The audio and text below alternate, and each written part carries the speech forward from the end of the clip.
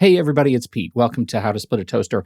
We're taking a little bit of time off over the next couple of months, really, coming back with new episodes in the new year. But over the Thanksgiving and the Christmas holidays, we are taking some time to refuel, to reboot, and to prepare another great season of divorce-related relationship podcasting. Very excited to do so, and thank you so much for your support. To go back in time, week one, we are revisiting an episode we did with Deborah Driggs. She has a fantastic story. She uses the word "wasband," which was totally new to me and fantastic. And so I'm excited to introduce you to her. And she's actually coming back in season 7. So excited to have her back here. So this will be a chance for you to hear her chapter 1 and then see you next time with chapter 2. We need to talk about the holidays and divorce. It is extremely stressful for families, especially when alcohol is involved, and our friends at SoberLink want to help. SoberLink has teamed up with How to Split a Toaster and other divorce and family law experts to provide information you didn't know that could provide peace of mind during the holidays. For those of you who still haven't heard about SoberLink, it is the solution for you if you're going through a divorce and custody case involving alcohol. Whether you are falsely accused of alcohol use or you're concerned about your child's safety because of another parent's alcohol use, SoberLink can help. It is a remote alcohol monitoring device and service. It's like a breathalyzer. You blow into it. It has facial recognition, so it can detect the identity of the person blowing in and in real time provide you data to confirm and ensure that children are safe when getting in the car with a parent who is being monitored. It is the gold standard because of this technology. Don't miss out on SoberLink's free guide for this upcoming holiday season. You can request it today at soberlink.com/toaster, soberlink.com/toaster. Our great thanks to SoberLink for sponsoring How to Split a Toaster. And now, let's go meet Deborah Driggs.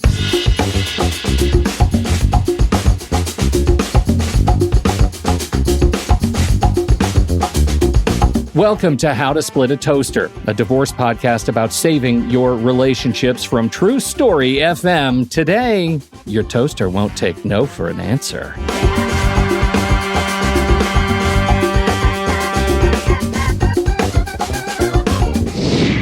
Welcome to the show, everybody. I'm Seth Nelson, and as always, I'm here with my good friend, Pete Wright.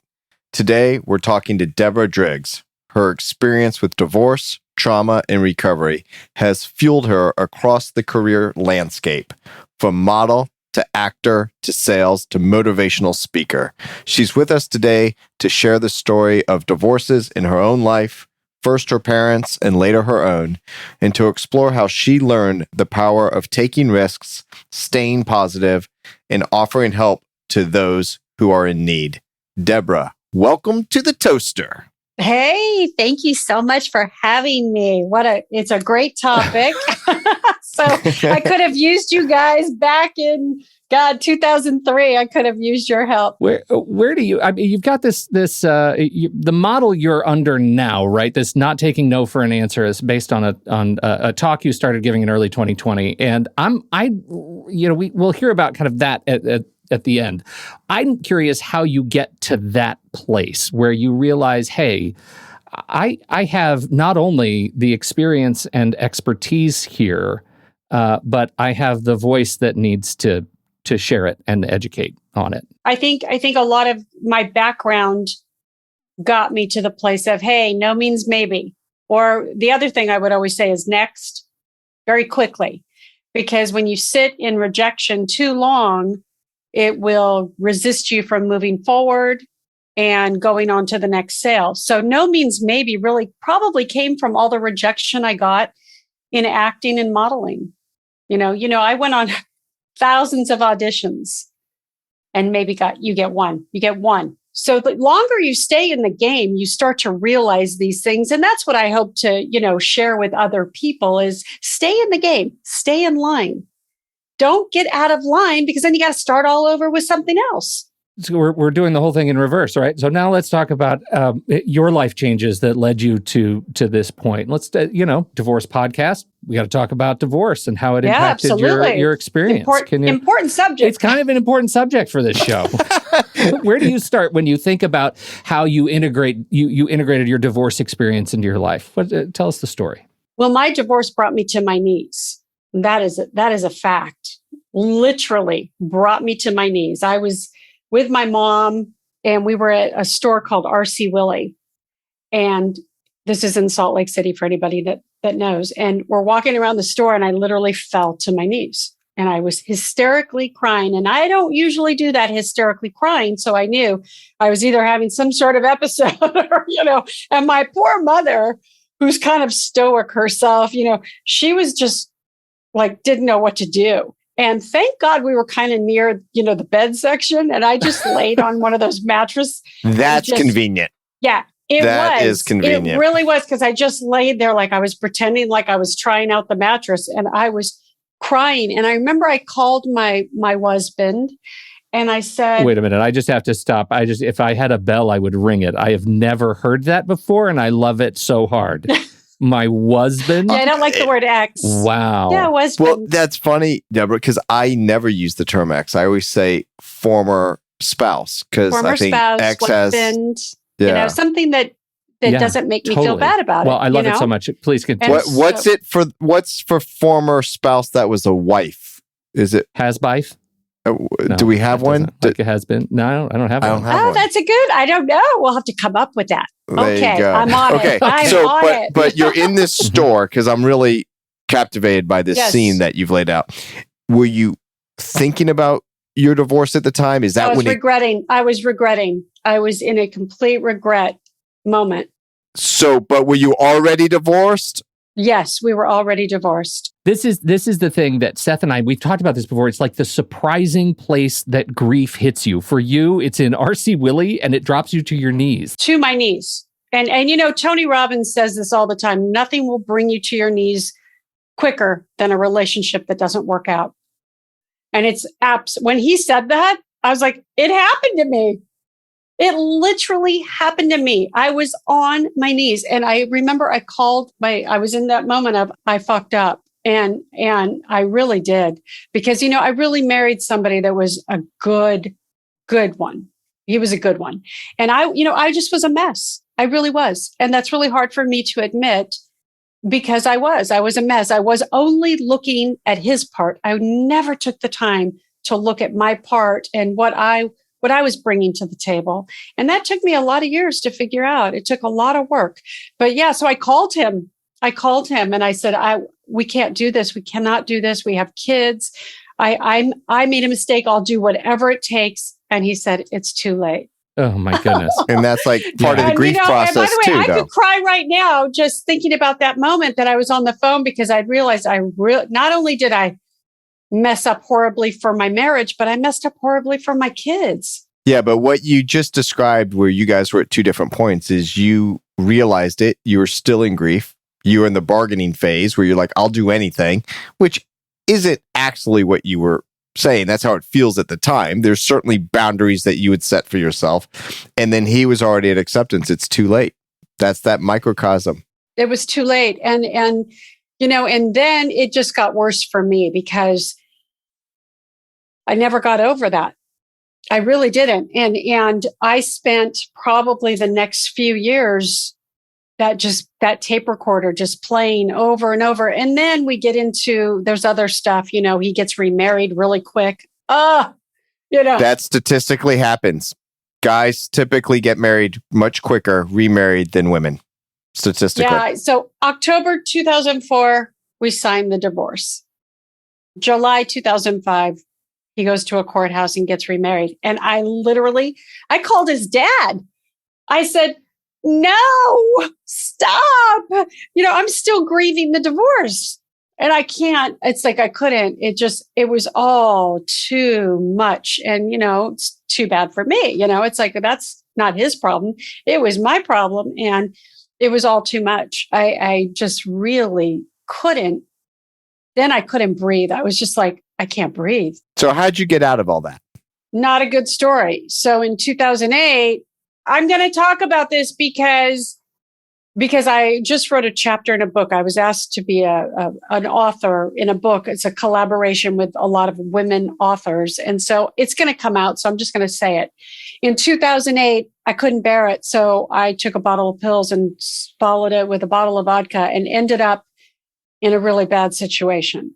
So it had gotten to that point. And I woke up in a hospital.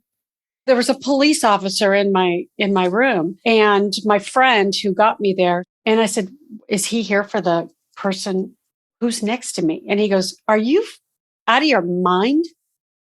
He's here for you. And that's when it hit me that I had really gone down the rabbit hole. And I went, what? And he's like, Deborah, you tried to kill yourself. And I was like, okay. So I ended up in a lockdown situation where they literally put me in lockdown. And while I was in lockdown, I thought, I cannot believe my life got to this point. Did you feel like you were living someone else's life? Oh God. It was like I was in a really bad nightmare. Right. A really bad nightmare. And there was no solution in sight really for me. I remember that I had this moment in lockdown where I thought, you really, I mean, you've got kids, you've got family. I mean, everybody was freaking out. And so they gave me a choice in lockdown. They said, and I'm in the state of Utah, and they don't look too kindly on suicide attempt. And so they gave me a choice. I could go in front of a court, or I could go to rehab. And so I chose rehab, which was really a good thing for me because saved your life. It saved my life, but it also really made me come to terms with the fact that I have an addiction. I'm an alcoholic, and that alcoholism, that ism, not so much the drinking, but the ism is what I really suffer for, that emotional ism. And that's probably what got me to the point of, I want a divorce. Yeah. Because I had that ism and I didn't know. I didn't know that I had that going on inside of me. And so that really affected my divorce. And so, it took a lot of years and a lot of help to get to a place of healing. And even to this day, believe me, guys, this is not, there's work to be done always. I have found that you don't wake up one day and it's like, okay, I got this. And no, I had to put myself in a rehab in 2020. And I call it a rehab, but it was really a week of trauma work. And in that week, that's when I did the work on my divorce. In 2020, on a divorce that was signed in 2004. I did work on my divorce in 2020 because you get to do this extreme trauma work there. And I chose to do that because that was still on my mind. I felt like such a failure, and I felt like I had really, I could get so emotional talking about this, but I really did. I felt like a failure. I felt like I really let a lot of people down. And so I had to work through that and get to the other side. Do you think now that you're on the other side that, for example, that the people you're saying you let down, did they feel let down from the actual divorce, or was it because of the other stuff going on? Well, the divorce affected everybody. It always does. It always does. And then when you add in all the other things, my emotional stability was off. My alcoholism was progressing. And it really progressed after my divorce. Yeah. How weird. How funny. How ironic, right? Right. There's no accident that divorce unlocked this trauma inside of me that I had been feeling since you mentioned it, since my parents' divorce, since all the traumas from my childhood. All that divorce really did was open up a lot of wounds. And then it was like, which one do you deal with first? And it's like a rabbit. It's a rabbit hole effect. And I didn't have the tools to handle any of it. It was so devastating and incomprehensible, the stuff that was going on in my life. And so, when I went and did that trauma work in 2020, it was so good. It wasn't for anybody else. It was for me. It just was for me. And they actually had me play out where somebody we were in a group of, I think we had 9 people in my group. And you choose somebody to play your husband. And he sat across from me while I did my work as if he was, and I got to say everything that I never was able to say to my husband. The things that I wasn't able to say to him, I was able to say finally. And it doesn't make anything right. It doesn't change what happened. But what it does is I was able to forgive myself, and I was able to forgive all the other players, because, it takes two. Right. But Deborah, let's talk about, we really say this is a divorce podcast about saving your relationships. And the very first relationship is the one with yourself. Yes. And it took you a long time to get there. Guess what? I didn't have a relationship with myself. So you wonder, you wonder when two people get into these relationships, and it's like, imagine this, okay? Imagine I come to you and I've got my arms. You can't see my arms, but I've got my arms, and there's pillows just stacked. Okay. Maybe there's one from my childhood. Maybe I was abused. Maybe there's one from some teacher. Maybe there's, an accident, a death, whatever. I come to the relationship with all these pillows, and I say, hey, could you hold these pillows? No, to the left. No, to the right. No, you're not doing it right. Here, give them back. And then I go to the next person. You know what I mean? It's like we come to relationships with all these things that we've never worked on. And I have to tell you, the fact that I had 14 years of marriage with the ups and downs that we had, and the deep love that we had. I mean, I'll just say for me, I was very much in love with my husband. I think when I look back, I think there's a reason why I haven't really gotten remarried, because I knew that I had a lot of work to do on myself before I could really give anybody else that love. And so, yeah, that's the kind of stuff that I think when you get into a relationship and you're not a whole person, you know what I mean? Like, you haven't worked on all of those things. It's really hard to give another person 100% of yourself, because really the whole point is to go to a relationship to give, not to get. This is, the whole conceit here that is just landing on me is, when you come for a divorce to your attorney, right? You're talking to Seth. There is a point at which the divorce process is ostensibly finished, but the divorce is not finished, right? I mean, here we're talking about it 15, 16, 17 years later, and it's still clearly raw. Absolutely. For me, it was years I was raw.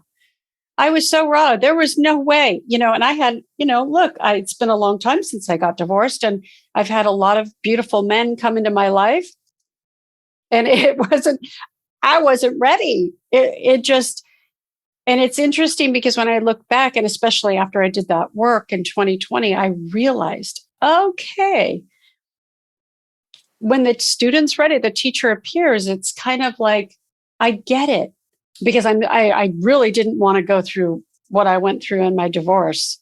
I'm really shy about going into something head on right now, when I knew that I was not capable of handling another divorce. I mean, and listen, I have friends that have been married 5 times, and I think to myself, I'm not that person. Right. But Deborah, I hear that all the time, where people will say at the end of their divorce process, I am never getting married again.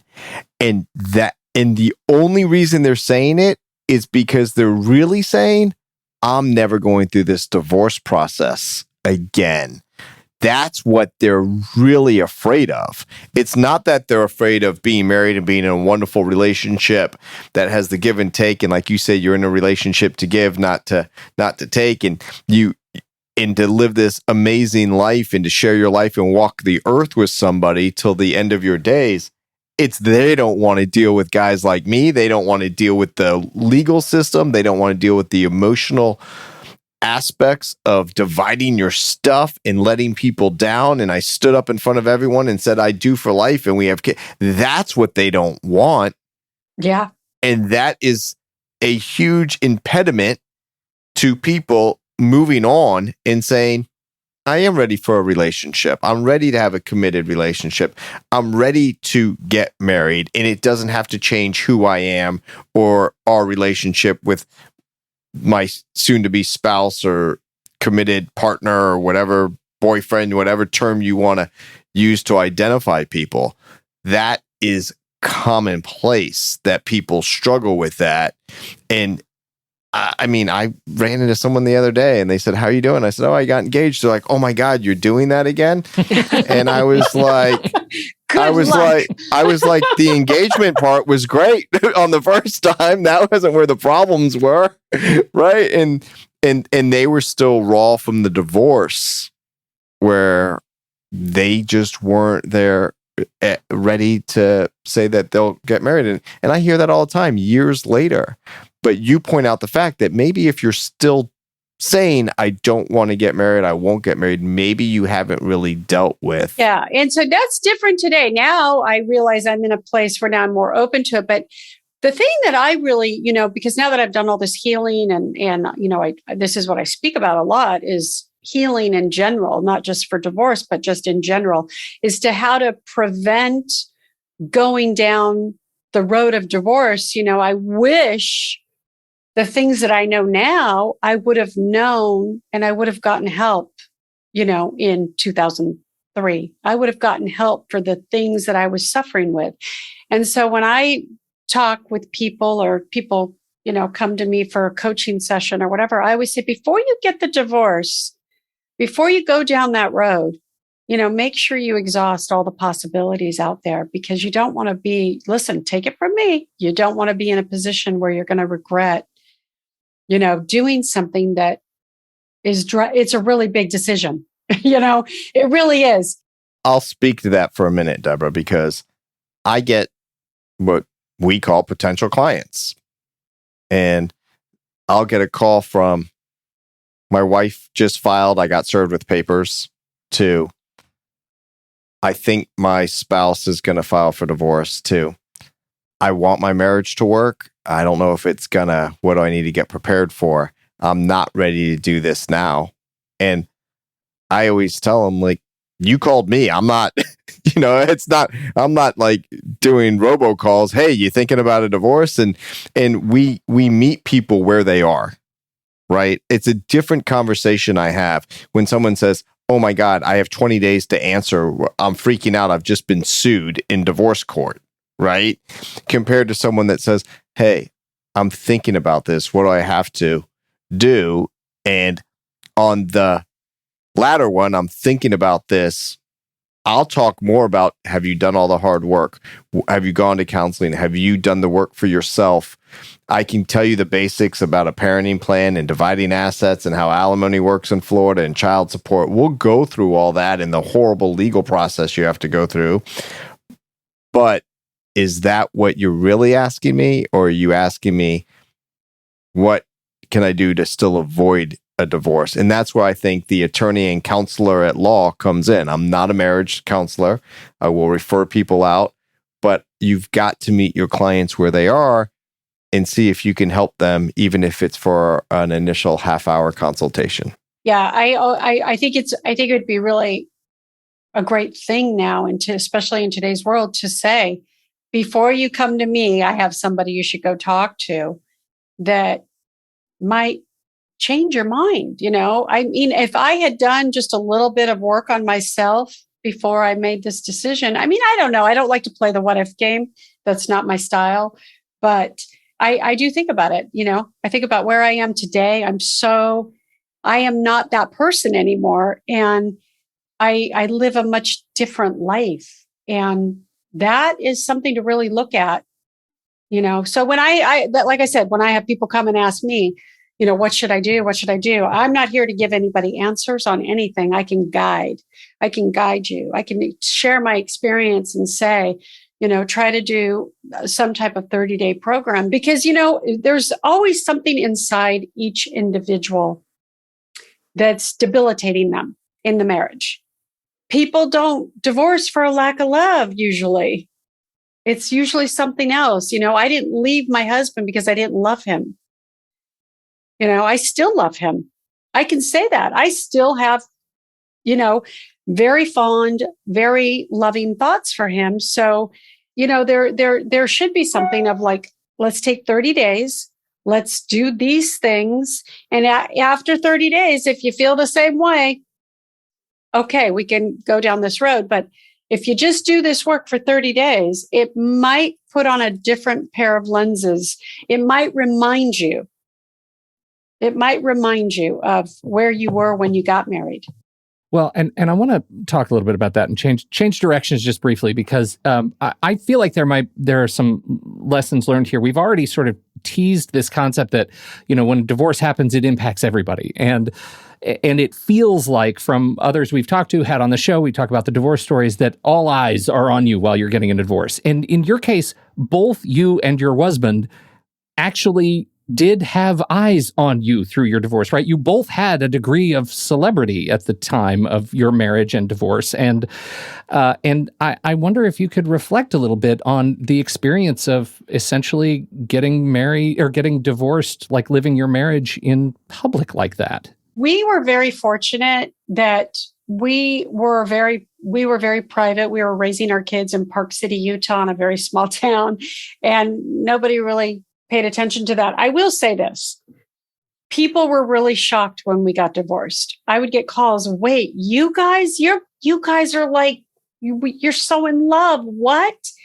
Like, people were pretty baffled, that we were getting divorced. I can totally relate to that. Yeah. Even just meeting you right now and doing research for this conversation, my thought as an outsider looking at pictures of you on the internet at the time, I'm like, they are so hot. Of course, they're a perfect couple, right?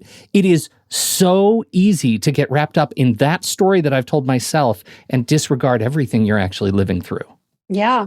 And so I had people say, really, you guys? Because we were really fun together. And, like I don't think I ever called him Mitch. I always called him Lover. Mm-hmm. Hey, Lover, where are you? If he, hey, Lover, what's going on? It was always, there was always these really playful, beautiful, and it wasn't like, some married couples just have no chemistry whatsoever. We had tons of chemistry. And, even with 3 kids, we had 3 children back to back. And so, I think for the people in our lives, it was like, wait, what? No. But that happens, I think, all the time. I mean, first off, it's different when anyone who has any bit of celebrity, however you're going to define that term, gets divorced, especially in the modern age with all the social media, right? And it's just everywhere. Well, we didn't have it back then. Right, which is fortunate. Which is really fortunate, trust me, because but when people come to me and one of them saying, "Oh, I'm going to take you to court, everything is going to get, all the dirty laundry is coming out," and they talk to me about that, I'm like, nobody cares. If you actually knew how often people thought about you in your marriage, it's so small in their life. Of course. Like how little they actually think about you. And it's like, it's going to be like, oh my God, that's really, really terrible that they're going through that. Or, oh my God, this person totally blew up their life. Look at all this crazy stuff they did. And then the next thing you're going to hear from is, oh, let's go grab a drink.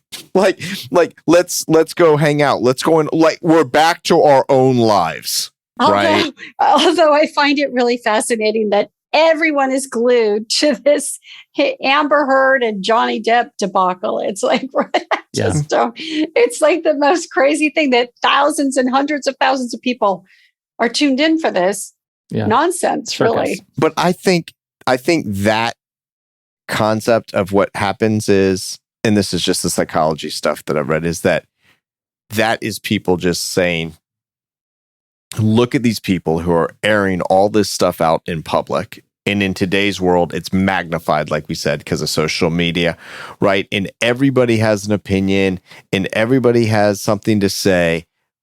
But how long are they really engaged in that? And what, if anything, is anyone saying meaningful, right? It's easy to do a post or make a comment.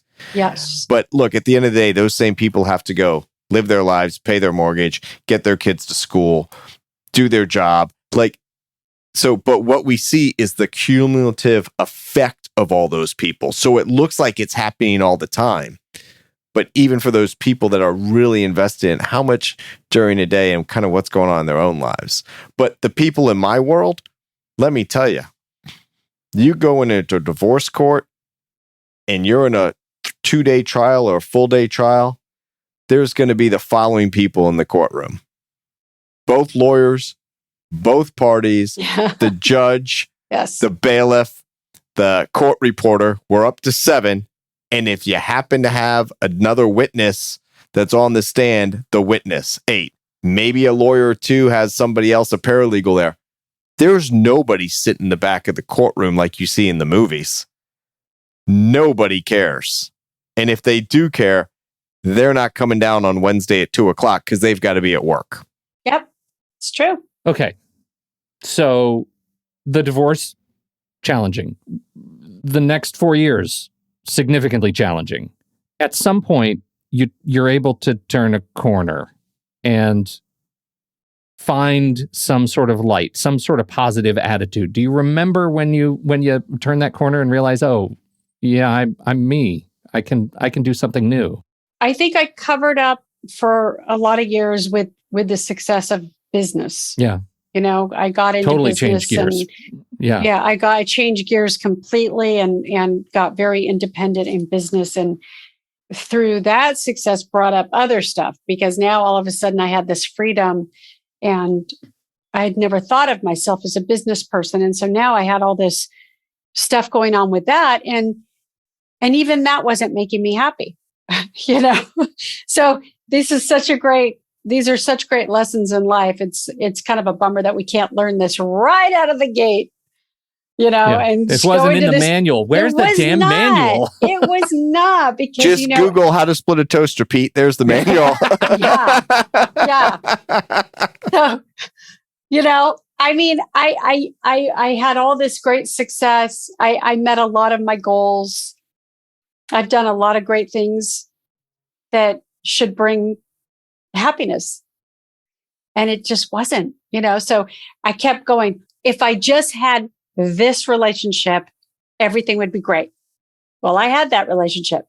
If I just made this much money, everything would be great. Well, I did that. If I just got into the best shape of my life, I would be happy. I did that. So the moral of the story is that nothing is going to bring this happiness, nothing external, nothing. Right. Because I've tried it. I've tried it all and I've succeeded. Some people don't even get to succeed in all those different things. Yeah. They don't even get to the point where they realize this thing isn't going to give me happiness. No. The money, everything. So else. Today, my life is completely different. Like I said, I live a very different life. It's not about all those addictions because it wasn't just alcoholism. I have ism, which is, okay, if I'm going to buy a pair of shoes, I buy 10. It's like nothing. One is not enough. That's not an ism. And they're all black. And every woman I've ever met can get another pair of black shoes. Shopping is an ism. Shopping, gambling, sex, love, alcohol, drugs, anything, food. It's all part of this thing. So when you give one up, another one creeps in. And so for me, it was shopping. And then that I had to stop that. And then another one creeps in. It becomes like chocolate and chips. It's like, it doesn't matter what it is. And so I have the song in a few of my favorite things going through my head right now. Yeah. And trust me, but see, I have that thing where I don't have like, oh, I can try that. And that's great. I want to divulge. So my life is different today. The external stuff doesn't work. At least not for this human being. And so for me, it's a very simple life. I have a routine. I spend a lot of time writing. I spend a lot of time doing podcasts and coaching other people. And I have if somebody would have told me 5 years ago, okay, so here's the deal. You're going to be a coach. You're going to write a weekly blog and you're going to write a memoir about addiction. I would be like, it's never going to happen. Wow. Here we are. Yeah, right.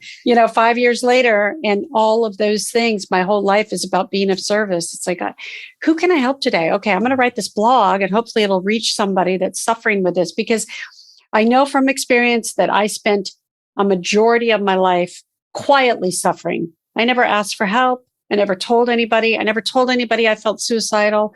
I never, and by the way, I don't want to die, but I have those feelings. That's the trick of grief. That's scary to walk around feeling that you want to harm yourself or that you don't feel you're worth being on this planet. And you don't tell anybody about that. And I did that for years. I would be, by the way, at the height of my career, whatever, on the cover of a magazine and showing up to do some press thing. And on the outside, everybody's like, I'm doing all the stuff. Pictures and flashbulbs and all the good stuff. And on the inside. Right. But Deborah, hold on that. Let me back up, because you said something really important, is that what I think I heard you say is, I didn't ask for help. So you help people now. I'm in the helping business, though people don't view divorce lawyers necessarily like that. But I have to laugh a minute. You cost a lot more money. You cost a lot more money than me. That's what I'm saying. Hey, people, come talk to me first. I'm a lot cheaper, and I might really actually help you. We got to talk to Andy, our producer, to make sure some of this gets cut out. Okay. No. But you don't just call people. I don't just call people saying, "Hey, you looking for help?" So one is, how do you get to the point where you say, I need help? In the divorce world, it's a lot easier. Someone serves you with divorce papers, you need help, right? Well, I waited. So going back to my earlier story, I let it go too long, to the point where I was suffocating and tried to kill myself, literally with a bottle of pills. So that was rock bottom. That was rock bottom. That was demoralization. And that's what made you realize, I need help. So now, okay. Let me be brutally honest about this. That forced me into getting help. There's a difference. Right.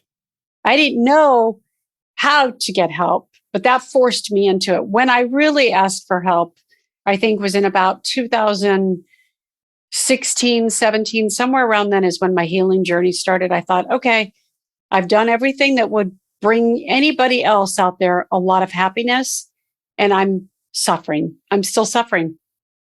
This is a slow death, people. You know what I mean? It's so why would you want to be living and breathing every day if you're suffering quietly on the inside? Well, that's the question I ask people when they call me and they say, well, should I get a divorce? I say, well, that's a personal decision, but I have a question for you.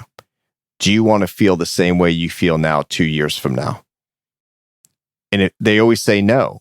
And if the answer to that is no, then you've got to make some changes. You either have to make some changes in yourself and work on those with your partner to be in this marriage, or you need to make some changes with yourself and get out of the marriage. But you can't keep doing what you're doing. That is such a great question. Do you is the key word. Do you want to feel this way 2 years from now?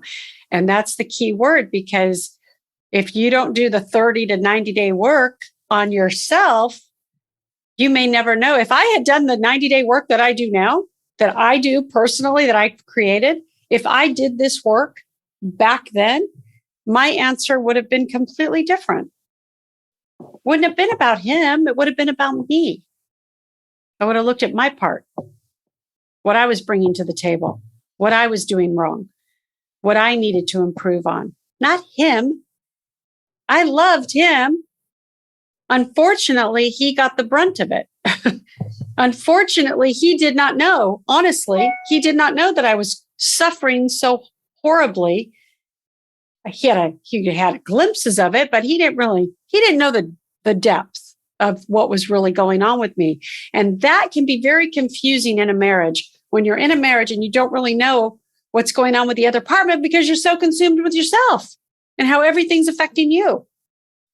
So I think that the most beautiful thing that two people can do is work on themselves first before they start looking at, because really what we're doing is we're looking at all the things we don't like in ourselves, when we should be looking at all the beautiful things we love in this person.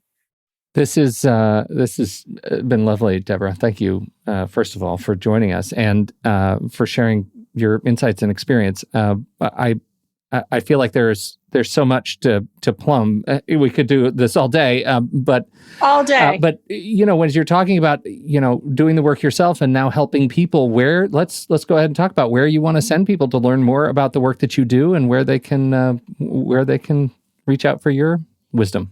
Absolutely. Before you go down the road of getting a divorce, come to me, please. Come to me. I'll give you a free consultation. If you're listening to this show and you feel like you want to get a divorce, or you feel like you're in a relationship and you want to end the relationship, I'll give you a free consultation. Just mention that you heard me on this show and we'll do a free consultation. Deborah, are those confidential? Absolutely. And the reason I ask is I'm worried I'm worried Pete's going to call you about ending a relationship with me. You should always be on your toes, Nelson. Always be on your toes. We're watching. But yeah, so come to my website, which is DeborahDriggs.com. So it's my name.com. Here are the things that happen when you come to my website. I make it really simple. You can find me on all my social media. I don't have to list it all off right here. Just come to my website. Sign up for my free newsletter. It's free. And by the way, coming soon, I have a free gift coming to all my subscribers. Is it a pizza? No. No. It's not a pizza. It's something that will last forever. Oh, okay. So yeah. So it's a free gift to my subscribers. If you come to my website, you can link onto all my social media so you know exactly where I am. All my blogs that I've written, I just wrote. This week was my 52nd blog. So I wrote saw that. a You did your blog. 52-week challenge. Congratulations. I did my 52-week challenge. By the way, when I first set out, my team said, why don't you write a blog for the website? And so, we're thinking maybe once a month, maybe, once every couple months. And me said, well, if I'm going to do this, then I'm going to do it. Let's do one a week. And so I did it. So this week was 52 weeks of blogs. Good for you. And then, here's how the universe works, going back to no means maybe, and, just how I believe that everything's a spiritual game, is by doing that blog, people start to read it because I put it on my Facebook page. And so I got a call to be a guest author in a book. And that's the book that's coming out July 7th. This is why you want to come to my website. What's the book called? Do you know? It's called Here Comes, of course I know. It's called Here Comes the Sun. All women authors, women that went through something dark and had to pull themselves out. So there's a lot of great chapters and a lot of great stories. And it's just filled with a lot of hope for anybody that's going through a dark time. So you really want to come to my website because there's going to be a launch on July 7th, and you can get the book. You can download it for $1.99. Okay. How awesome is that? And that's only going to be for a 24, 48-hour period. So there's many reasons to come to my website. Many. I also have another book coming out, and I'll just mention this real quick. It's called Son of a Basque. My grandfather wrote this book.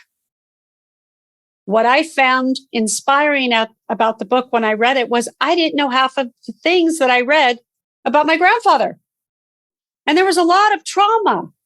And that's intriguing to me because I really believe that that's in my nervous system.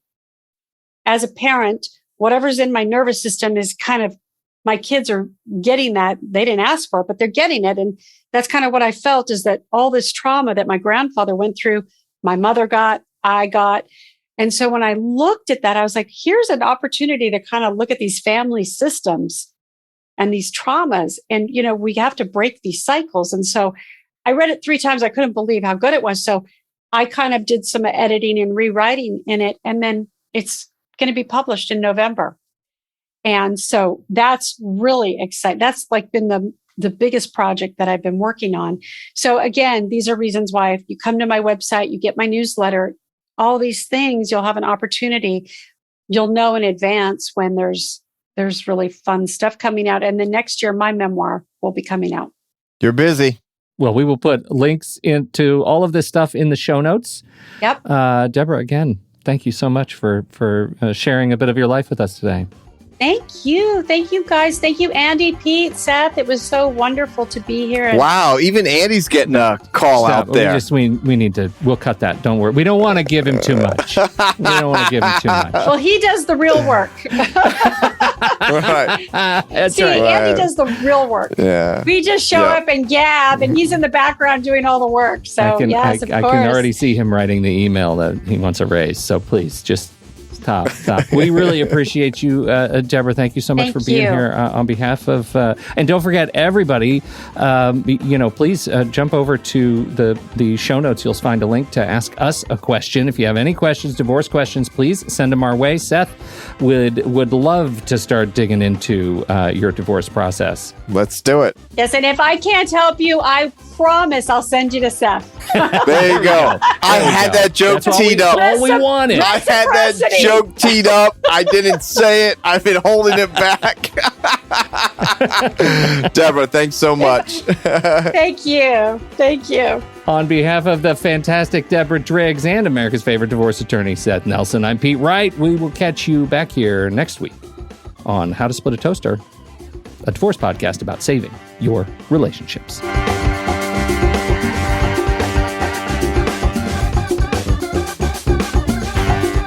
Seth Nelson is an attorney with NLG Divorce and Family Law with offices in Tampa, Florida.